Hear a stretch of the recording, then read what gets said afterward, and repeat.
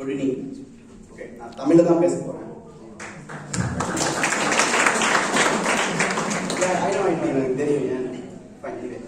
Okay, நான் இந்த college முடிச்சு 7 இயர்ஸ் ஆச்சு. ஜூன் 1 வந்து நான் காலேஜ் வந்து வெளியே போனேன். 7 இயர்ஸ் நான் ஃபீல்டில் இருக்கேன். நான் வந்து இங்கே என்னோட ப்ராஜெக்டை பற்றி நான் உங்களுக்கு பேச போகிறதில்ல, போர்டிங் போகிறதில்ல. நான் என்னோட 7 இயர்ஸில் நான் ஃபேஸ் பண்ண, நான் என்ஜாய் பண்ண ஒரு சின்ன மூமெண்ட்டை பற்றி உங்களுக்கு நான் எக்ஸ்பிளைன் பண்ண போகிறேன். So I hope you enjoy.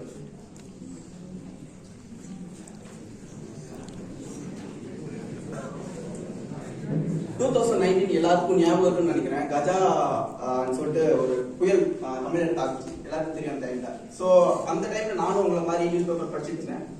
அந்த ஒரு இன்ஸ்டிடியூஷன் பார்த்து காம்படிஷன் அனௌன்ஸ் பண்ணாங்க. ஒரு இமீடியட்டா ஒரு வந்து ஹவுஸ் டிசைன் பண்ணோம், ஓவர் நைட்ல வேணும்னு கேட்டாங்க. ஸோ வாட் வி நாமளே எங்க டீம் என்ன பண்ணோம், சரி ஏதாச்சும் ரெடி பண்ணணும்னு சொல்லிட்டு we came with an idea. We name it as ஒரேல். ஸோ நாங்க ரெடி பண்ணிட்டு நாங்க சைட்டுக்கு போனப்ப நாங்க பார்த்த விஷயம்லாம் இதுதான். ஸோ நாங்க பார்த்தோம் என்ன பண்ணோம், அங்க நாங்க போய் பார்த்தப்ப ஒருத்தர் வீடுங்கிறது மொத்தமே அவங்களுக்கு தேவை அளவு என்ன இருந்ததுன்னா, அவங்களுக்கு 10க்கு 10 அடி தான் அவங்களோட மொத்த வீடு. அதெல்லாம் அவங்க ஃபேமிலி இருந்தாங்க, படிச்சாங்க, தூங்குனாங்க, எல்லாமே அதுதான் பண்ணிட்டு இருந்தாங்க. ஸோ அப்ப நாங்க டிசைட் பண்ண ஒரு ரெஸ்பான்சிபிள் ஆர்கிடெக்டா அவங்களுக்கு என்ன இமீடியட்டா கொடுக்க முடியும் அப்படிங்கறத யோசிச்சோம். ஸோ யோசிச்சு நாங்க ஒரு சின்ன ஒரு கான்செப்ட் டிசைன் எடுத்துட்டு வந்தோம். ஸோ ஒரு புயலால் பாதிப்புற இடத்துல இன்ஸ்டன்டா ஒரு வீடு ரெடி பண்ணணும், அட் சேம் டைம் சஸ்டைனபிளா இருக்கணும், மெட்டீரியல் ஈஸியா கிடைக்கணும், ஸ்கில்லபிளா இருக்கணும். நாங்க போயிட்டு ஒரு பில்டர்ஸையும் கூப்பிட்டு வர முடியாது. ஸோ இன்ஸ்டா ஒரு ஸ்ட்ரக்சர் ரெடி பண்ணணும் அப்படிங்கிறதுக்காக நாங்க ஒரு யூனிவர்சல் ஃபார்ம் எடுத்தோம். திஸ் கால்ட் உங்களுக்கு எல்லாம் தெரியும் சாஃப்ட்வேர் ரைட். ஸோ ஒரு ட்ரையாங்கிள் தான் வந்து யூனிவர்சல் ஃபார்ம், அதை வச்சு நம்ம என்ன வேணா மாடிஃபை பண்ண முடியும். ஸோ ஒரு ட்ரையாங்கிளையும் ஒரு கியூபிக்கல் ஸ்பேஸையும் ஆட் பண்ணி ஒரு ஃபார்மை டிசைன் பண்ணோம். ஸோ அவங்களுக்கு தேவையான மினிமம் ஸ்பேஸை கொடுத்தோம். ஒரு செமி பிரைவேட், அந்த ஒரு பப்ளிக், பிரைவேட் ஸ்டோரேஜ்ங்கிற ஒரு பேசிக்கான ஒரு ஸ்பேஸை வந்து டிசைன் பண்ணோம். ஸோ அங்க அவைலபிளா இன்ஸ்டன்டா கிடைக்கிற மெட்டீரியல் என்னன்னா சாண்ட், சிமெண்ட், இந்த ஷீட்ஸ் இதெல்லாம் வந்து இமிடியேட்டா கிடைக்கும். And one more thing, we add a material wooden pallet. இந்த உடன் பேலட்ங்கிறது லாஜிஸ்டிக்ஸ்ல யூஸ் பண்ணி வேஸ்ட் போற பேலட்ஸ். ஸோ அதை தான் நாங்க ஒரு வால் யூஸ் பண்ணலாம் அப்படிங்கிறத எடுத்தோம். ஸோ அந்த ஸ்ட்ரக்சர் எடுத்து எப்படி ஒரு வால் கிரியேட் பண்ண முடியும் அப்படிங்கிறத, ஸோ அந்த லேயர்ஸ் என்ன பண்ணோம்னா அவுட் சைட்ல வந்து பிளைவுட்ஸ், அதுக்கப்புறம் வந்து அவுட்டர்ல ஃபேப்ரிக். ஸோ இதெல்லாம் வச்சு ஒரு காம்போசிட் மெட்டீரியல் மாதிரி ஒரு வாலா கிரியேட் பண்ணி இந்த ப்ராஜெக்ட் எக்ஸிக்யூட் பண்ணலாம் அப்படிங்கிறதுக்காக நாங்க கொண்டு போய் பிரசன்ட் பண்ணோம். அந்த இன்ஸ்டிடியூஷன் எடுத்துக்கிட்டாங்க. அந்த நிறைய சோசியல் பீப்புள் வந்தாங்க, பிடிச்சிருந்தது. நாங்க வந்து நாகப்பட்டினத்துல ஒர்க்கை ஸ்டார்ட் பண்ண ஆரம்பிச்சோம்.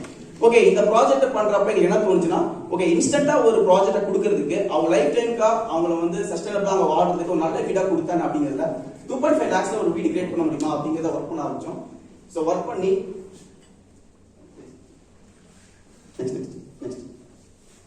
ஸோ ஒரேல் ஹைபிரிட் ஹோம் அப்படிங்கிறத ஒரு 2.5 lakhsல அவங்களுக்கு தேவையான ஹால், கிச்சன், டைனிங், அதுக்கப்புறம் ஒரு பெட்ரூம், ஒரு குழந்தைங்க படிக்க ஸ்டடி ஸ்பேஸ், ஸ்டோரேஜ் எல்லாமே ஒரு இன்ஸ்டன்டான ஒரு ஸ்டீல் ஸ்ட்ரக்சர்ல ரெடி பண்ற அளவுக்கு ஒரு 10 daysல பண்ற மாதிரி நாங்க ஒரு ஸ்ட்ரக்சர் ரெடி பண்ணோம்.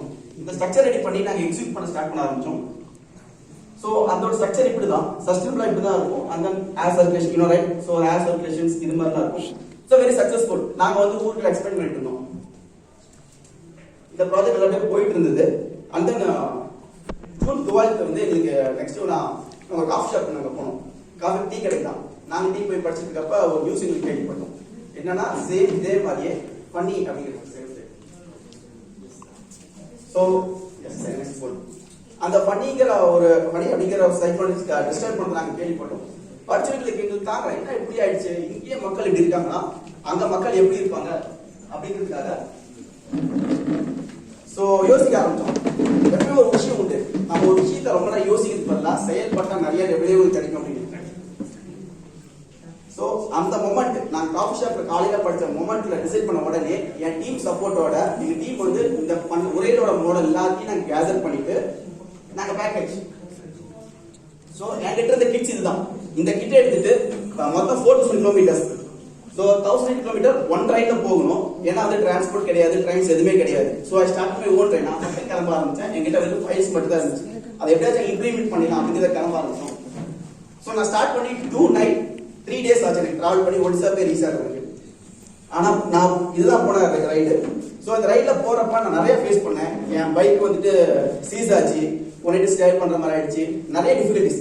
பட் என்ன டிஃபரன்ஸ் வந்தாலும் நம்ம ரீச் ஆகுங்கிற ஒரே நோக்கத்துல போனேன். போற வழி நான் இங்க ரீச் பண்ண போறேன், எனக்கு அங்க யாருமே தெரியாது ஒடிசால. பட் இங்க நான் ஒரு எண்ணம் வந்து நான் பண்ணணும்னு நினைச்சிட்டேன்னா உங்களுக்கு எல்லா சப்போர்ட்ஸ் ஃபினான்ஸ் எல்லாமே கிடைக்கும். நான் இங்க கிளம்புறப்ப என் கையில 5000 ரூபாய் தான் இருந்தது, வெறும் பெட்ரோல் மட்டும் தான் இருந்தது. ஒன்ஸ் நான் ரீச் பண்ணப்போ, ஒடிசா ரீச் பண்ணப்போ, எஸ் நான் ஒடிசா இதெல்லாம் ஆன் தி வே நான் டிராவல் பண்ண ரூட். நான் ஒடிசா ரீச் பண்ணப்போ அங்க நான் போறதுக்கு முன்னாடி நான் வரத கேள்விப்பட்டு அங்க இருந்து ஒரு 3-4 மெம்பர்ஸ் சோசியலிஸ்ட் ரிசீவ் பண்ணாங்க.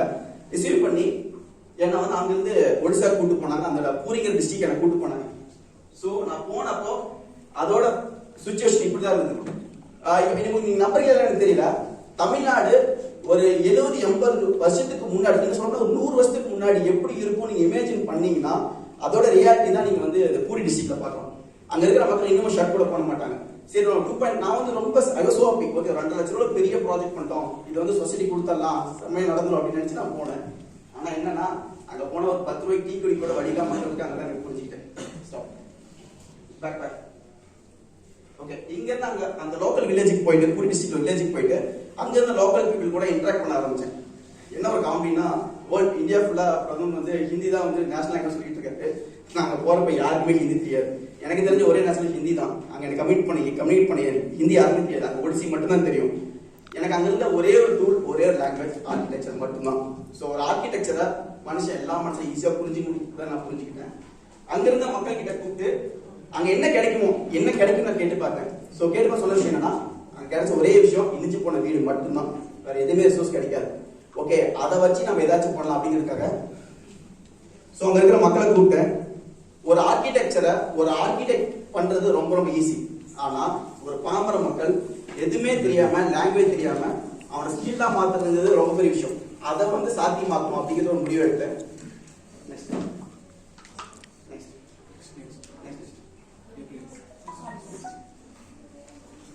Next. No, you are going back forward. Stop. So 2.5 lakhsல design பண்ணப்பட்ட தமிழ்நாட்டில் நாங்க இன்ஸ்டால் பண்ண விஷயத்தை அங்க கிடைக்கிற இடிச்சு போன வீடுகள் இருந்து எடுத்த குச்சிகளை வச்சு மட்டுமே எப்படி உருவாக்குது அப்படிங்கறத யோசிச்சு, அங்க இருக்கிற மக்கள், அவங்களுக்கு லாங்குவேஜ் தெரியாது, எதுவும் தெரியாது, படிச்சிங்கலாம் கிடையாது, ரொம்ப டாப் பீப்புளா இப்படி ஸ்டெப் பண்ண தான் இருப்பாங்க. அவங்க கிட்ட இந்த ஆர்கிடெக்சர் நான் எக்ஸ்பிளைன் பண்ண ஆரம்பிச்சோம். ஒரு வீடை உருவாக்க முடியும், இன்ஸ்டன்ட்டா கிரியேட் பண்ண முடியும் அப்படிங்கிறத சொல்லி ஒரு சிம்பிளான ஸ்ட்ரக்சரை எப்படி கிரியேட் பண்றதுங்கிறத அந்த மக்களையே நாங்க கட்ட வச்சோம். சோ அவங்க கூப்பிட்டோம், இந்த பில்ட் பண்ணது சோ இந்த என்டையர் ஸ்ட்ரக்சர்ஸ் எல்லாத்தையுமே பில்ட் பண்ணது அந்த ஊர் மக்கள் மட்டும்தான். நான் கூட இருந்து இவர் எக்ஸ்பிளைன் பண்ண மட்டும்தான், வேற எக்ஸ்பிளைன் தான் பண்ணேன். அந்த ஸ்ட்ரக்சரை ஒரு காமன் கிரவுண்ட்ல வந்து அவங்க வந்து லேர்ன் பண்ண ஆரம்பிச்சாங்க. அதை நான் அவங்களுக்கு டீச் பண்ணேன்.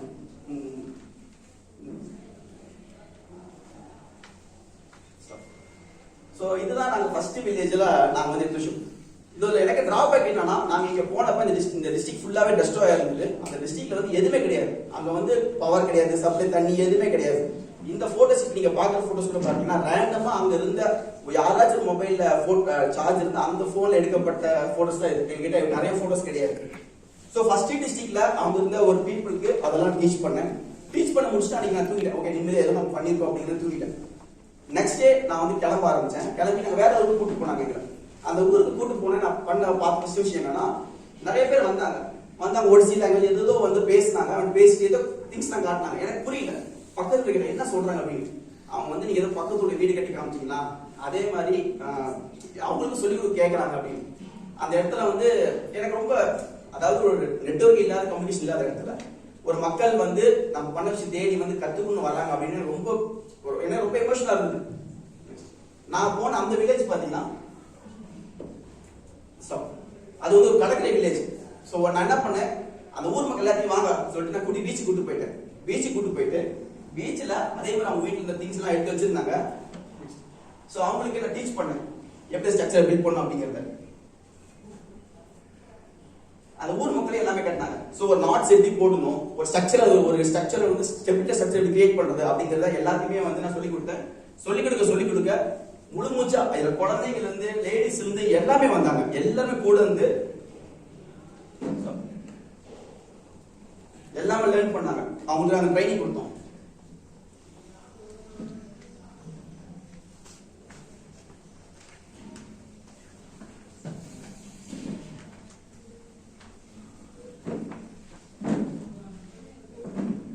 ஸோ நாங்க ஒரு சாம்பிள் ஸ்ட்ரக்சர் ரெடி பண்ணோம். நாங்க போயிட்டு எல்லாத்துக்கும் வீடு கட்டி கொடுத்துட்டேன் அப்படின்லாம் கிடையாது. இது வந்து ஒரு பிசிக்கல் மாடல் தான். இது அவங்களுக்கு எல்லாத்துக்கும் என்னன்னா ஆர்கிடெக்சர்னா என்ன, ஒரு இன்ஜினியர் வீடு ஒரு முக்கியத்துவம் என்ன, அவங்களுக்கு என்ன தேவை, ஒரு ஸ்ட்ரக்சரை ஒரு ஊர் மக்களா சேர்ந்து அவங்கள எப்படி கட்டிக்க முடியும் அப்படிங்கிற ஒரு ஆர்கிடெக்ட் நாலேஜை நாங்க வச்சுட்டு வந்தேன். ஸோ நான் முடிச்சுட்டு நான் திரும்ப வர ஆரம்பிச்சேன். நம்ம ஒரு சொசைட்டிக்கு ஒரு ரெஸ்பான்சிபிள் ஆர்கிடெக்டா நம்ம ஒரு சொசைட்டிக்கு எதுவும் எதிர்பார்க்காம நம்ம ஒரு விஷயம் பண்ணா என்ன ரிசல்ட்ஸ் கிடைக்கும் அப்படிங்கிறத நான் ரிட்டர்ன் ஜெர்னி வர அப்படின்னா ஃபீல் பண்ண ஆரம்பிச்சேன். ஸோ இது வந்து திலீப், இவர் தான் சோசியலிஸ்ட். அவர் வந்து போட்ட ஃபேஸ்புக் போஸ்ட். அவர் ஊருக்கு போனோடனே பெங்காலில் போட்டிருக்காரு.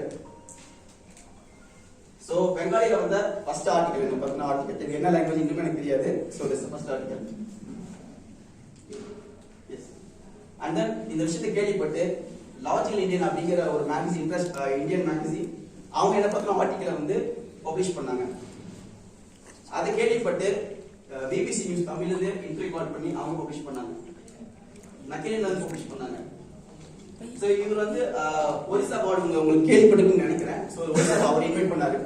இது மட்டும் இல்லாம நான் ரிட்டர்ன் சென்னைக்கு வரதுக்குள்ள எனக்கு மெயில்ஸ், வாட்ஸ்அப் கால் ஏகப்பட்டது ஆல் ஓவர் த வேர்ல்ட். ஒரு ஆஸ் ஆர்கிடெக்டா ஒரு ரெஸ்பான்சிபிள் சொசைட்டி இருக்கா நமக்கு எந்த அளவுக்கு சப்போர்ட் கிடைக்கும் அப்படிங்கிறத என்னால எக்ஸ்பிளைன் பண்ண முடியாது. அந்த அளவுக்கு ஒரு அவ்வளோ பேர்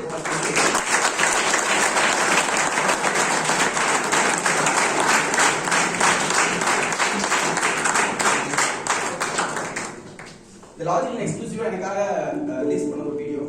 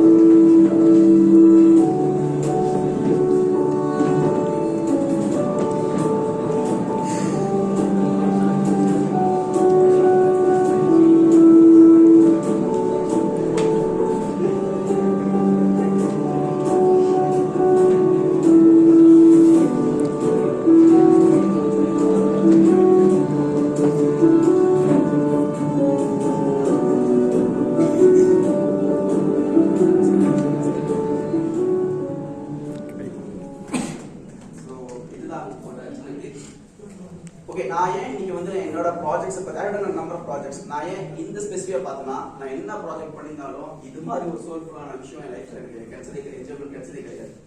ஒரு சொசைட்டிக்கு ஒரு ரெஸ்பான்சிபிளான ஒரு ஆர்கிடெக்டா உங்களோட அறிவையும் இந்த திறமையும் கரெக்டா பயன்படுத்தினா உங்களுக்கு தேவையான புகழ், பேர், பணம் எல்லாமே வரும். இந்த ப்ராஜெக்ட் 2019 நடந்தது. அதுக்கு முன்னாடி என் லைஃப் ஸ்டைல் வேற. 2019 அப்புறம் என் லைஃப் ஸ்டைல் வேற. சோ இன்னைக்கு எனக்கு வேர்ல்டு வைடா கான்டாக்ட்ஸ் நிறைய இருக்கு.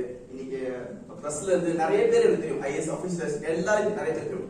இன்னைக்கு ஒரு ப்ராப்ளம்னா நீங்க மீட் பண்ணத நான் போட்டோ காமிச்சேன், அவங்க லைக் ஒடிசால இருந்தோ இன்னும் கான்டாக்ட் பண்றாங்க, என்ன மாதிரி ஒரு சொல்யூஷன்ஸ் கொடுக்கலாம், அவங்க ஐஏஎஸ் ஆபீசர்ஸ் ஒரு ப்ராப்ளம் இருக்கு எப்படி சால்வ் பண்ணலாம் அப்படின்னு கூப்பிடுவாங்க. இதெல்லாம் இன்வைட்டிங் நிறைய பேர் கேட்க ஆரம்பிக்கிறாங்க. ஸோ சொல்யூஷன்ஸ் கொடுக்க ஆரம்பிக்கும். ஸோ ஆஸ் ஆர்கிடெக்டா நீங்களும் நீங்க பண்ற, நான் வந்து ஒரு ஆர்கிடெக்ட் சர்வீஸ் பண்ண சொல்லல, நீங்க பண்ற சர்வீஸ்ல சொசைட்டியை கன்சிடர் பண்ணி நீங்க பண்ணீங்கன்னா இந்த வேர்ல்டு வந்து வேற மாதிரி வரும். எனக்கு ஒரு பிடிச்ச ஒரு கோட் இருக்கு, இந்த சமுதாயத்தின் மேல எப்பெல்லாம் உங்களுக்கு கோபம் வருதோ, சரியில்லாம இருக்கு கோபம் வருதோ, அப்ப மாற்றத்தை உங்ககிட்ட இருந்து தோங்குங்க. அப்ப தோங்குங்க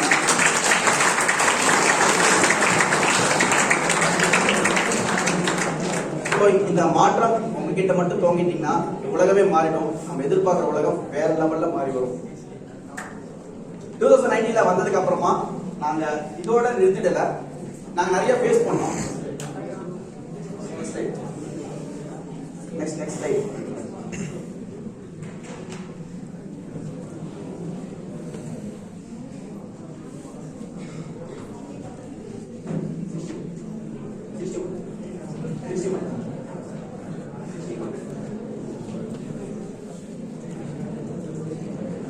சொசைட்டிக்கு அப்புறம் வந்ததுக்கு அப்புறம் மேரேஜ் வந்து ஒரு ஒர்க் பண்ணிட்டு இருக்கோம். சொசைட்டிக்கு வந்து சர்வீஸ் சொன்னீங்க, நான் வந்து சர்வீஸ் பண்ண நான் அவங்க வரல, நான் பண்ற விஷயத்த கரெக்டான சர்வீஸா கொடுக்குறது என்னோட ப்ராடக்ட் இருக்கணும். மேரேஜ் அப்படிங்கிற ஒரு ஆர்கனைசேஷன் நாங்க ஸ்டார்ட் பண்ணிட்டு அதுக்கான நிறைய ஒர்க் பண்ணிட்டு இருக்கோம். இட்ஸ் பீன் 3-4 இயர்ஸ் ஆச்சு. ஸோ இந்த இயர் நாங்க ஸ்டார்ட் டேட் அப்படிங்கிற ஒரு ஹப்பை வந்து லான்ச் பண்ண போறோம். ஸோ இதை பத்தின டாக்க நான் நெக்ஸ்ட் ஆளுநர் சொல்றேன்.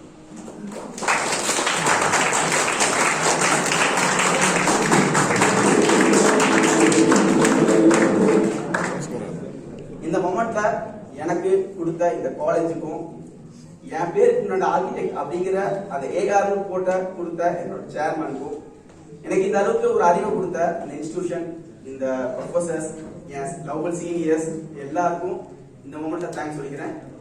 என் பேரு Madan, CEO of Manhattan Studio, towards brilliant dreams. Thank you.